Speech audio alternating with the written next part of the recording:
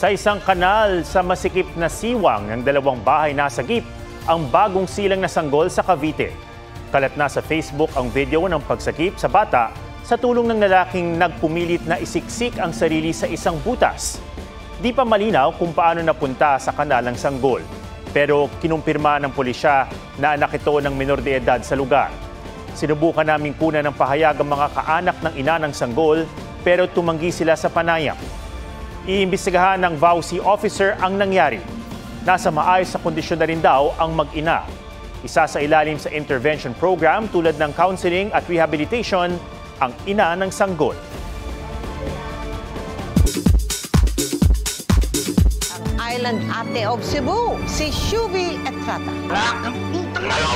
Buhay ni Sparkle Star Shuvi Etrata mapapanood sa magpakailanman this weekend.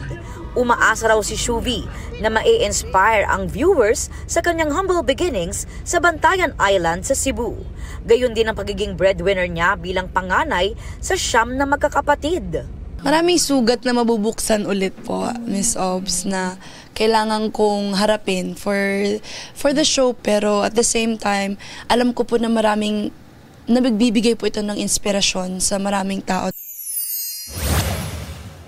David Licauco at Jillian Ward, dibdiba ng training para sa Never Say Die. I'm 20, I'm trying something new, mas matured na po, mas seryoso, and action na talaga. Nag-aaral kami ng arnis, also mga knifing, fighting, diba?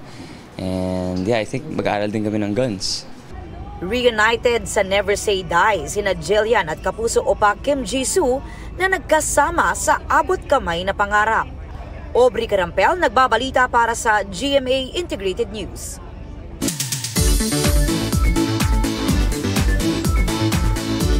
Kung trip mong mag-hike for the peaks o akyatang may 4 peaks, nasa iisang bundok lang yan, ang Mount Arayat. G tayo dyan sa report ni Ian Cruz. Sa kapatagan ng Pampanga, may bundok na tila nag-aanyaya. Ang Bundok Arayat.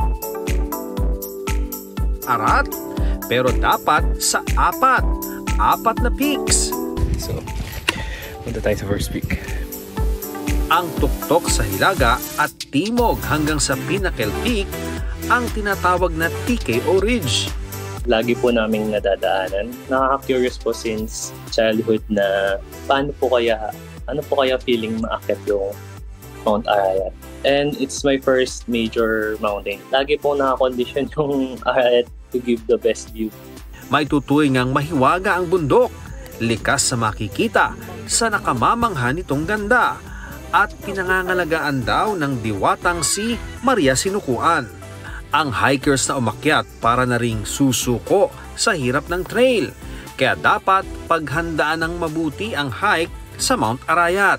Challenge din dito ang mapagkukunan ng tubig na maiinom at malarapeling na akyatan sa ilang bahagi. Hindi lang po paa yung gagamitin nyo, kundi talagang aakyatin po nyo yung mga ugat-ugat, 90 degrees. Mas technical pero tiyak na scenic route. Tanawang Mount Pinatubo, bulubundukin ng Sierra Madre at ang kapatagan ng Pampanga. Sobrang ganda po ng Arayat. Kahit major po siya and mahirap, yun nga po 16 hours. Willing po ako balikan. Ian Cruz nagbabalita para sa GMA Integrated News. Huwag magpahuli sa mga balitang dapat niyong malaman. Mag-subscribe na sa GMA Integrated News sa YouTube.